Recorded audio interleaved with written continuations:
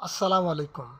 ২০২৪ সাল বাংলাদেশ জাতীয় ক্রিকেট দলের আসলে কেমন কেটেছে?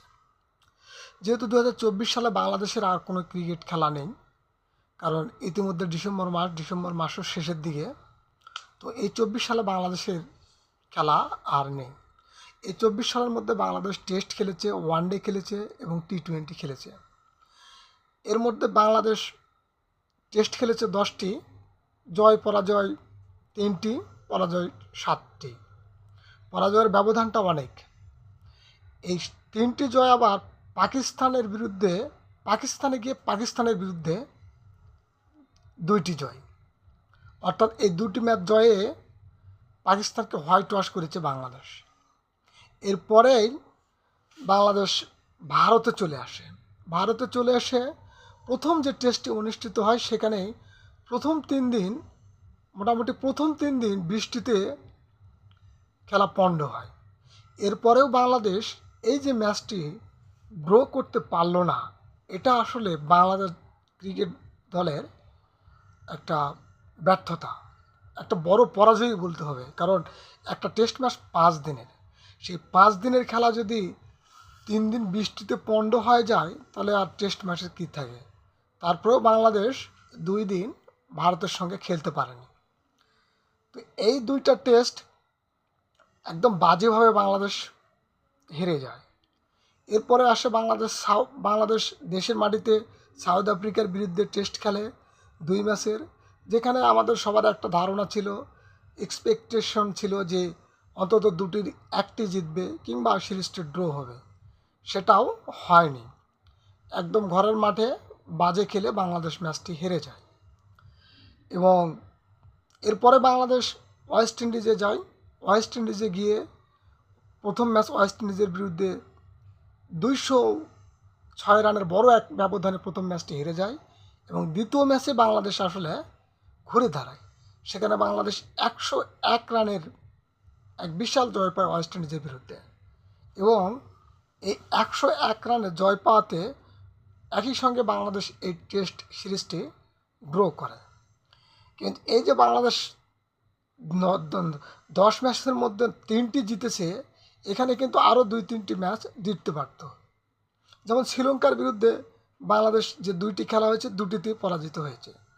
এখানে বাংলাদেশের অন্তত একটি ম্যাচ জয় করা উচিত ছিল। সেটা সাউথ আফ্রিকার সঙ্গেও একটি জয় পাওয়া উচিত ছিল, কিন্তু বাংলাদেশ সেই এক্সপেকটেশন অনুযায়ী খেলতে পারেনি। এটা বড় এক ব্যর্থতা দেশের মাটিতে।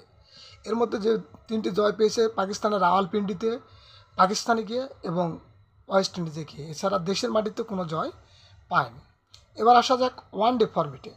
বাংলাদেশের ক্রিকেট একদম দলের প্রথম প্রিয় একটি ফরম্যাট ওয়ানডে ফরম্যাট, যে ফরম্যাট বাংলাদেশ ক্রিকেটাররা আসলে খেলতে খুব স্বাচ্ছন্দ্য বোধ করে। এটা হরহামেশাই মোটামুটি সব প্লেয়াররা এটা কম বেশি বলে থাকে। তো সেখানে বাংলাদেশ কী করলো, শ্রীলঙ্কার বিরুদ্ধে কিন্তু ভালো খেলে জয়লাভ করলো, ২-১ ব্যবধানে সিরিজ জয়লাভ করলো। এরপর আফগানিস্তানের বিপক্ষে যেখানে কিনা বাংলাদেশ সিরিজ জয় করবে, সেখানে ২-১ ব্যবধানে আফগানিস্তানের বিপক্ষে সিরিজ হেরে যায়। এবং রিসেন্টলি ওয়েস্ট ইন্ডিজে গিয়ে বাংলাদেশ ৩ ম্যাচের ওয়ানডে সিরিজে কিন্তু হোয়াইট ওয়াশ হয়। এর মধ্যে বাংলাদেশ ২টি ম্যাচে ৩০০+ স্কোর করেছে, তারপরে কিন্তু বাংলাদেশ জয় করতে পারেনি। তো বাংলাদেশের পছন্দের ফরম্যাট, প্রিয় ফরম্যাট ওয়ানডেতে কিন্তু বাংলাদেশ ৯টি ম্যাচ খেলেছে। এই ৯টি ম্যাচের মধ্যে ৩টি জয়লাভ করেছে এবং ৬টি ম্যাচ পরাজিত হয়েছে। তো এর থেকে বোঝা যাচ্ছে যে ওয়ানডে ফরম্যাট মোটামুটি ১৪-১৫ সালের পর থেকে বাংলাদেশ কিন্তু দাপুটের সঙ্গে খেলতেছিল এবং ওয়ানডে ফরম্যাট জিততেছিল। তো সেই জায়গাটাতে এবার মোটামুটি একটা বড় গ্যাপ পড়ে গেছে বলতে হবে, যে আমরা সেরকমভাবে ওয়ানডে ফরম্যাটটা খেলতে পারিনি, বা আমরা সেভাবে প্রতিপক্ষের বিরুদ্ধে যে দাপট দেখে ক্রিকেট খেলতে হয়, জয় ছিনিয়ে নিতে হয়, সেরকম ক্রিকেট আমরা খেলতে পারিনি। যদিও আমাদের ব্যাটসম্যানরা ওয়েস্ট ইন্ডিজে গিয়ে ভালো পারফর্ম করেছে, জাকের আলী পারফরমেন্স করেছে, মাহমুদুল্লাহ রিয়াদ ভালো করেছে, সৌম্য সরকার ভালো করেছে, তানজিদ তামিম ভালো করেছে, কিন্তু বোলিংটা ঠিক জুৎসই হয়নি। এবার আসা যাক 2024 সালে যে টি-20 ফরম্যাটে খেলা অনুষ্ঠিত হয়েছিল, এই টি-20 ফরম্যাটেই কিন্তু সবচেয়ে বেশি বাংলাদেশ পরাজিত হচ্ছিল এবং খেলতে পারতেছিল না। যেহেতু এটি একটি বিশ্বকাপের বছর ছিল, টি-20 বিশ্বকাপের বছর ছিল, সেই টি-20 বিশ্বকাপে এবছর কিন্তু বাংলাদেশ খেলে 24টি ম্যাচ, যেখানে জয় 12টি এবং পরাজয় 12টি ম্যাচ। এখানে কিন্তু যেমন বিশ্বকাপে বাংলাদেশ নেদারল্যান্ডের সঙ্গে জিতেছে, নেপালের সঙ্গে জিতেছে, শ্রীলঙ্কার সঙ্গে জিতেছে, আবার সাউথ আফ্রিকার সঙ্গে হেরেছে। তারপরেও মোটামুটি ভালো একটা ক্রিকেটই খেলেছে, কিন্তু ওই যে আফগানিস্তানের সঙ্গে যায় যে ম্যাচটা বাংলাদেশ হেরে গেল, 12 ওভার 1 বলে মোটামুটি 119 রান করতে হবে, সেই ম্যাচটি বাংলাদেশ হেরে গেল। সেটি যদি করতে পারতো, বাংলাদেশ কিন্তু সেমিতে খেলতো। বাংলাদেশ জাতীয় ক্রিকেট দলের জন্য একটা সুবর্ণ সুযোগ চলে এসেছিল, কিন্তু সেই সুযোগটা তারা হেলায় হারিয়ে ফেলেছে। তারা যদি আফগানিস্তানকে ওই সমীকরণটা মিলাতে পারতো, তাহলে বাংলাদেশ সেমিফাইনালে খেলতো। ইভেন এমনও হতে পারতো যে সেমিফাইনালে একটা ম্যাচ জয়লাভ করে তারা ফাইনালও খেলতে পারতো। কিন্তু বাংলাদেশ একটা বড় সুযোগ হাতছাড়া করে। তো তারপরেও বছরের শেষ দিকে ওয়েস্ট ইন্ডিজে গিয়ে 3 ম্যাচের যে টি-20 সিরিজ, যেটা আমাদের প্রত্যাশায় ছিল না।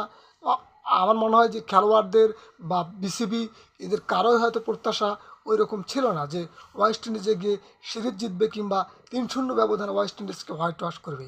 সেই যেটা আমাদের প্রত্যাশা ছিল না, সেই প্রত্যাশাটাই কিন্তু মানে বাস্তবে রূপদান করেছে বাংলাদেশ জাতীয় ক্রিকেট দল। তারা এখানে অনেক ভালো ব্যাট করেছে, যেমন শেখ মেহেদি ভালো ব্যাট করছে, শামীম পাটোয়ারি ভালো ব্যাট করেছে, তানজিদ তামিম মোটামুটি একটা ভালো করছে, সৌম্য সরকার ভালো ব্যাটিং করেছে, জাকের আলী অনেক তো অ্যামেজিং পারফরমেন্স করেছে।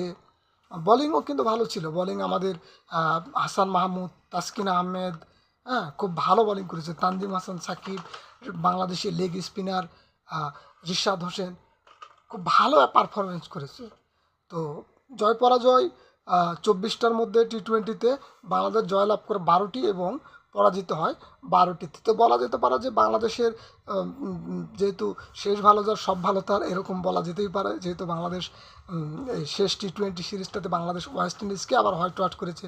ওয়েস্ট ইন্ডিজে গিয়ে ওয়েস্ট ইন্ডিজের মাটিতে 2বারের বিশ্ব চ্যাম্পিয়ন ওয়েস্ট ইন্ডিজকে হোয়াইট ওয়াশ করা, এটা কিন্তু চারটিখানি কথা নয়। তো বাংলাদেশ যেটি করেছে, অবশ্যই তারা এর কৃতিত্ব পাওয়ার দাবিদার এবং তারা এটাই পেতে পারে। এরপরে আপনার দেখতে পারেন যে এছাড়াও কিন্তু অনেক ভালো পারফরমেন্স করার সুযোগ ছিল, ইভেন করেছে কিন্তু আমাদের নাহিদ রানা খুব ভালো বোলিং করেছে, শরীফুল ইসলাম ভালো বোলিং করেছে, আরও অনেকেই ভালো বোলিং করেছে। তো আমাদের প্রত্যাশা থাকবে 2025 সালে চ্যাম্পিয়ন্স ট্রফি আছে, চ্যাম্পিয়ন্স ট্রফির পর অনেক খেলা আছে, এর ধারা এর চেয়ে যেন বাংলাদেশ ভালো খেলতে পারে। ও হ্যাঁ, যে বাংলাদেশ এবছর সব ফরম্যাট মিলিয়ে 43টি খেলেছে, 43টি ম্যাচ খেলেছে, যেখানে জয়লাভ করেছে 18টিতে এবং পরাজিত হয়েছে 25টিতে। তো ঠিক আছে, থ্যাংক ইউ ভেরি মাচ, আসসালামু আলাইকুম।